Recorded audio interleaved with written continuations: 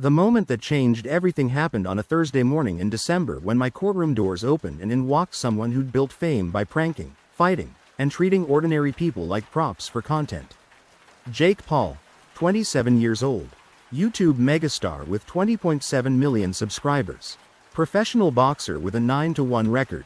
Co-founder of Team 10. Net worth estimated at $80 million from social media, boxing purses, merchandise, and cryptocurrency schemes that left thousands of his young fans broke. He walked in wearing a custom Gucci tracksuit worth $4,500, diamond studs in both ears probably worth $75,000 total, and a chain around his neck with a huge pendant that spelled problem child in diamonds.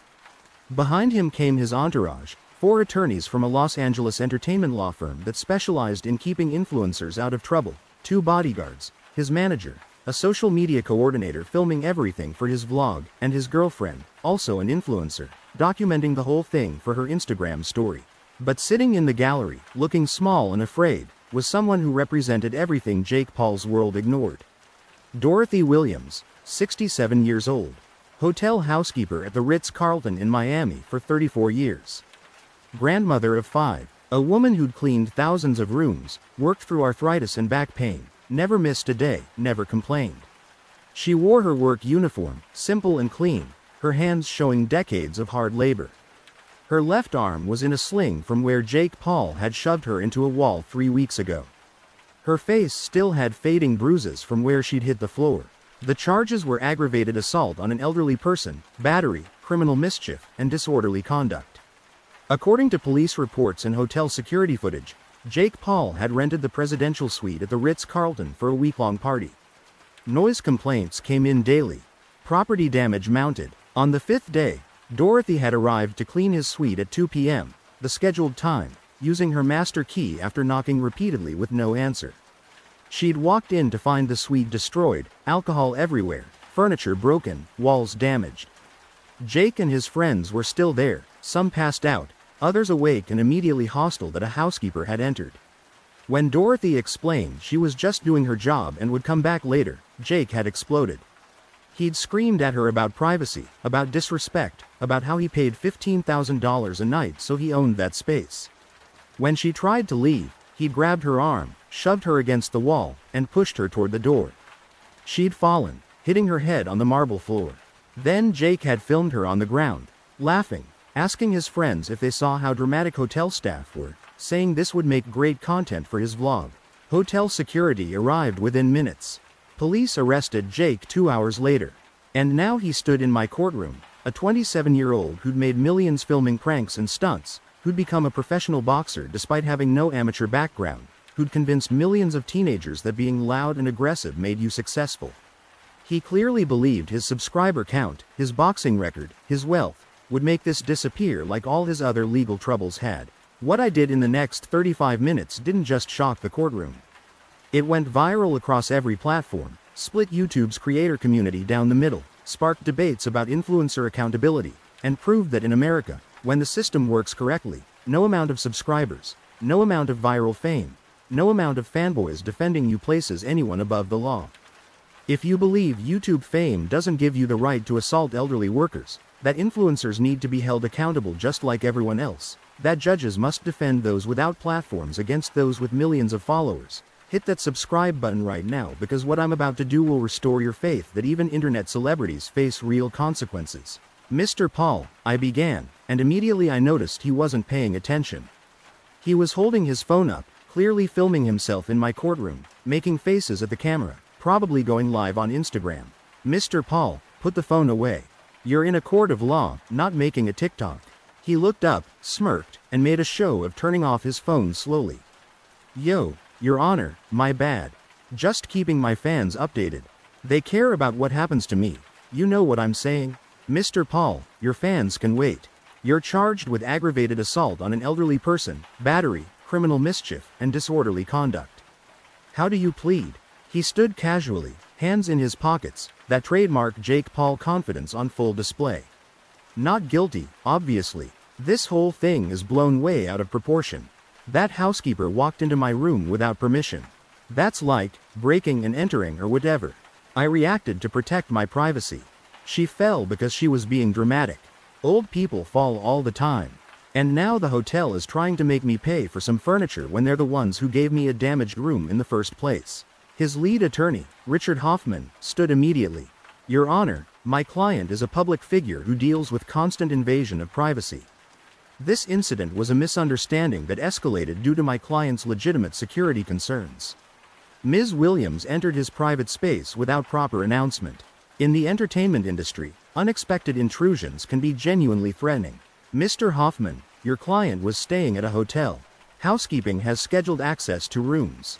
Your client knew this when he checked in. He doesn't own that suite.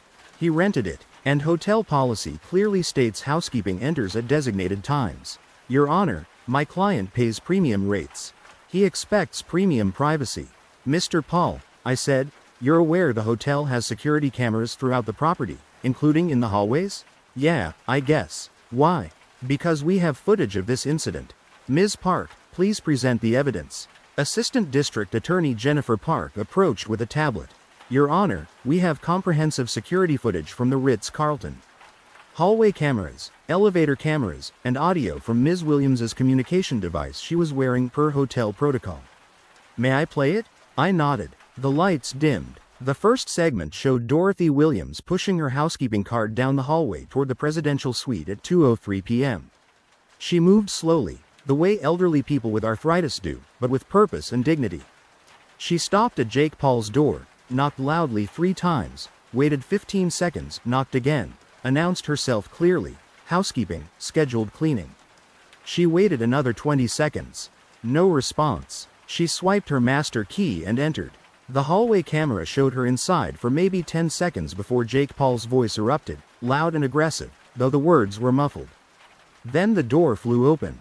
Dorothy stumbled backward into the hallway, clearly pushed from inside. Jake Paul appeared in the doorway, shirtless, wearing expensive designer sweatpants, his face flushed with anger. The audio from Dorothy's communication device picked up everything.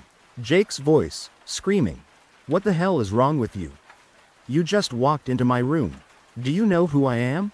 Dorothy's voice, calm and professional despite obvious fear. "Sir, I knocked multiple times. I announced myself. It's 2 p.m., your scheduled housekeeping time. I'm just doing my job." Jake's voice. "I don't care about your schedule. This is my room. I paid $15,000 for this week. You don't just walk in here." Dorothy's voice. "Sir, I apologize for any inconvenience. I'll come back later. Let me just leave these fresh towels." Jake moved toward her. The camera showed him getting in her face, towering over her. She was maybe 5 feet 2 inches, he was 6 feet 1 inch. The size difference was dramatic. Jake's voice. "No, you're not leaving towels. You're getting out, and you're going to tell your manager that Jake Paul doesn't want to be disturbed. You got that, Grandma?" Dorothy's voice, still professional. "Yes, sir. I understand. I'll note that in your file. Have a good day." She turned to leave, pushing her cart. That's when Jake grabbed her arm. The camera clearly showed him reaching out and gripping her left arm, pulling her back around to face him. Jake's voice. "Wait, did you see inside my room? Did you take pictures? Are you going to sell stories about me? Is that why you came in here?" Dorothy's voice, now frightened. "No, sir. I would never. I'm just a housekeeper. I've worked here 34 years. I don't even know how to sell stories." Jake's voice, mocking. "You don't know how to sell stories. Everyone knows how to call TMZ, Grandma. Everyone wants their 15 minutes. But you know what? You're not getting famous off me." He shoved her. The camera showed it clearly. Both hands on her shoulders, a hard push backward. Dorothy stumbled, her cart rolling away, and she fell against the wall, then slid down to the marble floor. The sound of her body hitting the ground echoed in the hallway. Jake's voice. "Oh damn. Yo, guys, come see this." Other young men appeared in the doorway, Jake's friends, all filming on their phones.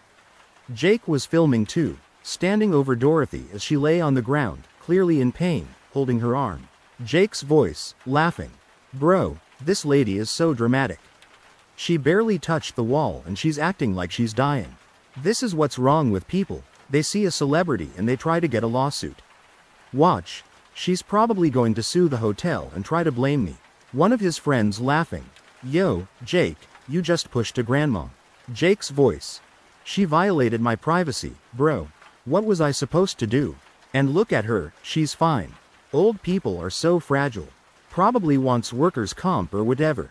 Dorothy's voice, weak. Please, I need help. My arm. Jake's voice. You need help? Call your manager. Tell them not to send housekeepers to my room without texting me first. This is ridiculous. He turned and walked back into his suite. His friends followed. The door closed. Dorothy lay on the hallway floor for 2 minutes before another hotel employee found her and called for help.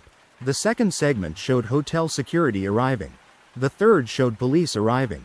The fourth showed Jake being arrested, initially refusing to comply, arguing that he was the victim, that Dorothy had violated his privacy, that this was all a setup, that the hotel was targeting him because they were jealous of his success. When the lights came back on, the courtroom was silent. Several people in the gallery looked physically sick. I looked at Jake Paul, whose face showed nothing, just that same smirk, like this was all still content, still entertainment, still part of his brand. Mr. Paul, I said slowly, you just watched yourself assault a 67-year-old woman who was doing her job. You pushed her to the ground. You stood over her mocking her while she was injured. You filmed her without consent while she was in distress. Do you still maintain your innocence? Richard Hoffman stood quickly. Your Honor, my client was reacting to what he perceived as a threat. Celebrity home invasions are real. Stalkers are real. My client has had genuine security incidents. When Ms. Williams entered without proper warning, my client's fight or flight response activated. The push was defensive, not aggressive. Counselor, your client wasn't in danger. Ms. Williams is a 67-year-old grandmother with arthritis. She weighs approximately 110 pounds. Your client is a 27-year-old professional boxer who fights at 200 pounds. There was no threat. There was only entitlement. Your Honor, my client is prepared to pay for Ms. Williams's medical expenses.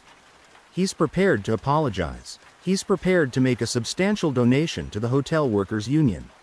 But criminal charges for what was clearly an accident are excessive. Mr. Paul, did you intentionally push Ms. Williams? Jake stood. Look, Your Honor, I was frustrated.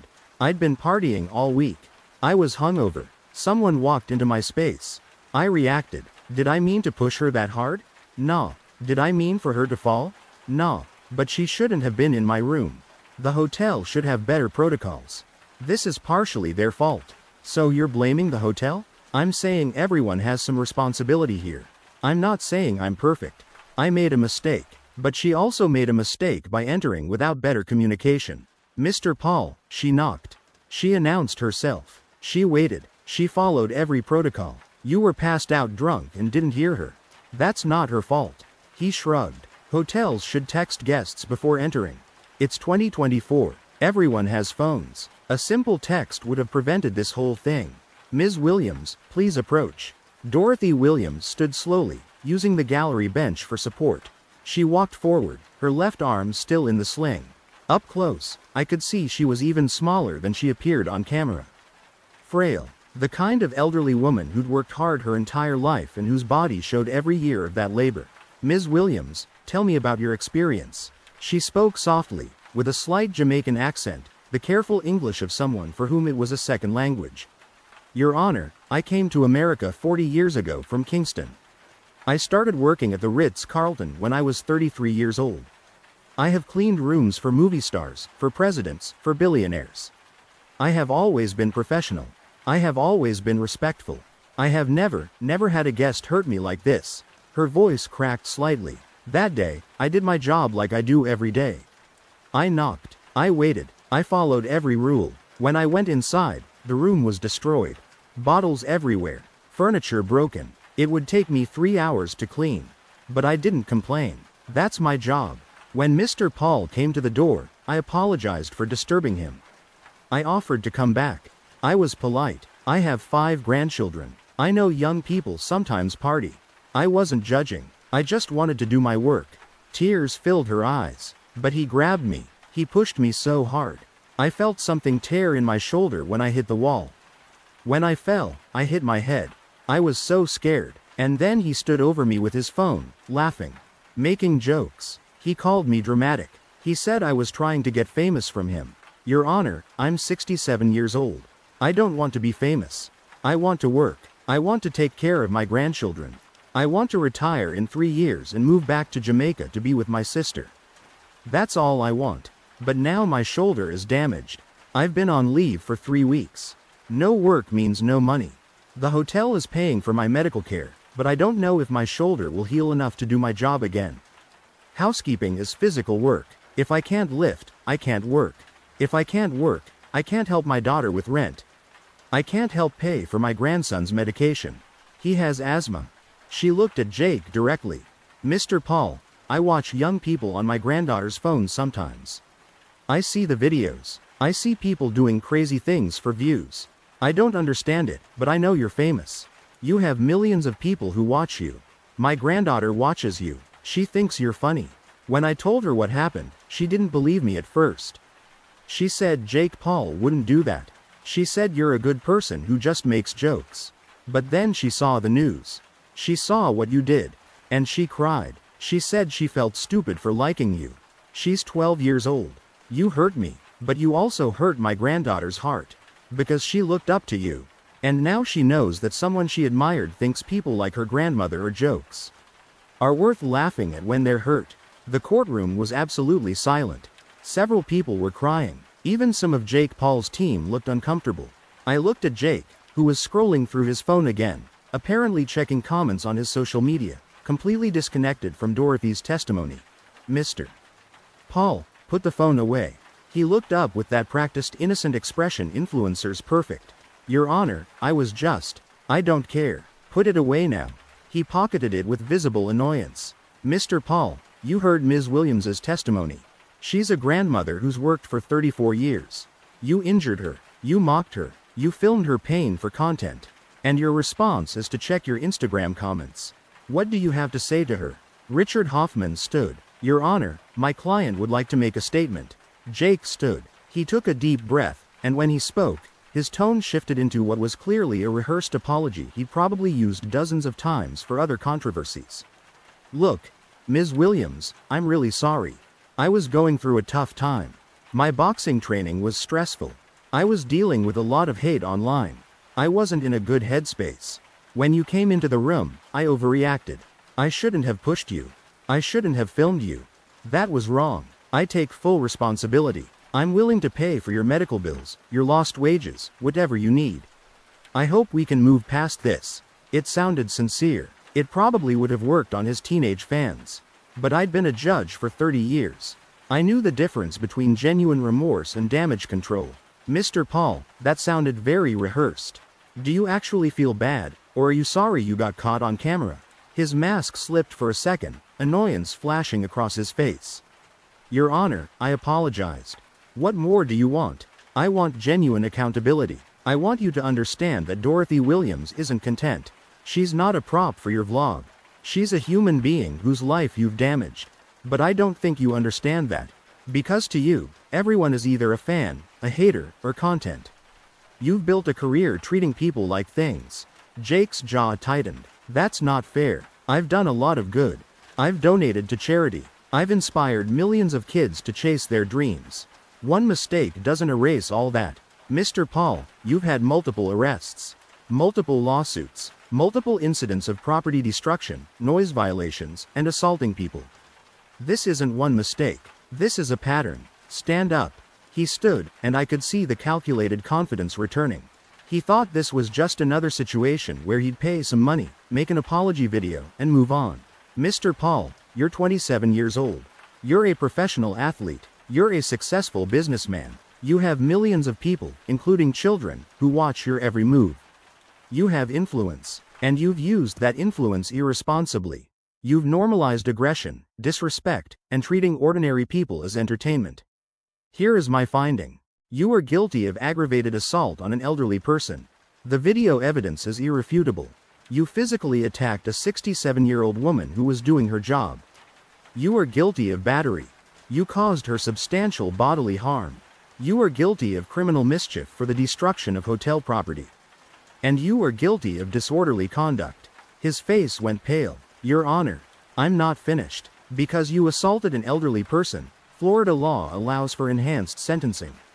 For aggravated assault on an elderly person, 2 years in state prison.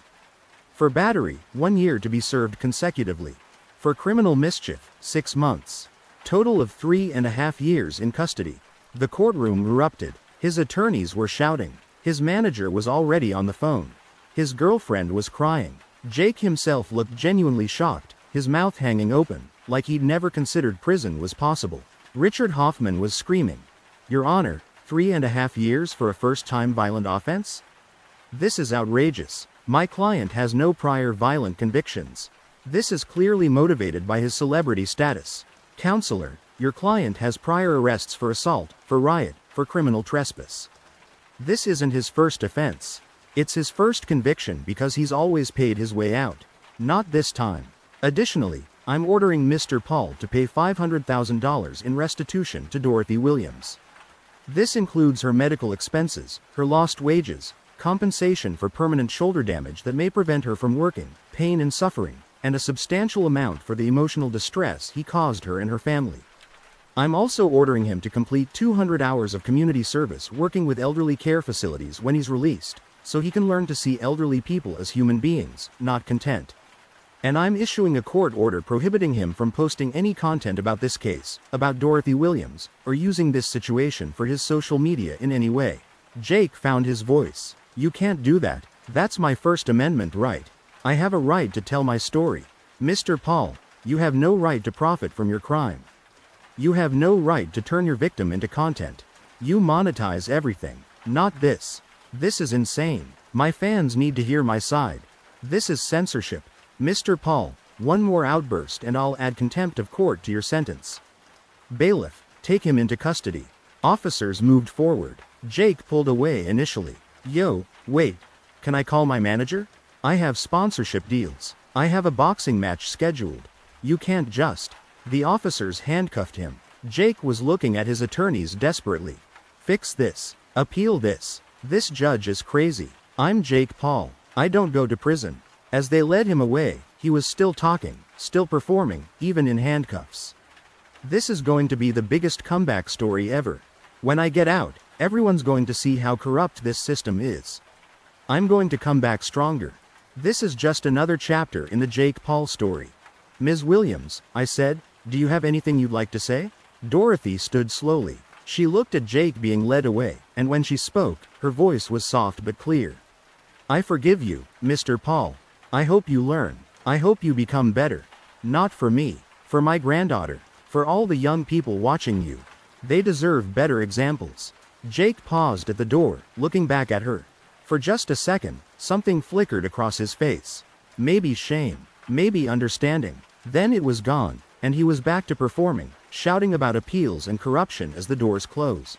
Within minutes, it was trending worldwide. YouTube exploded. Half the internet called me a hero. Half called me a tyrant. Jake's fans flooded my social media with threats. But other creators, including many in Jake's own circle, posted videos saying it was time for accountability. That YouTube fame doesn't mean immunity.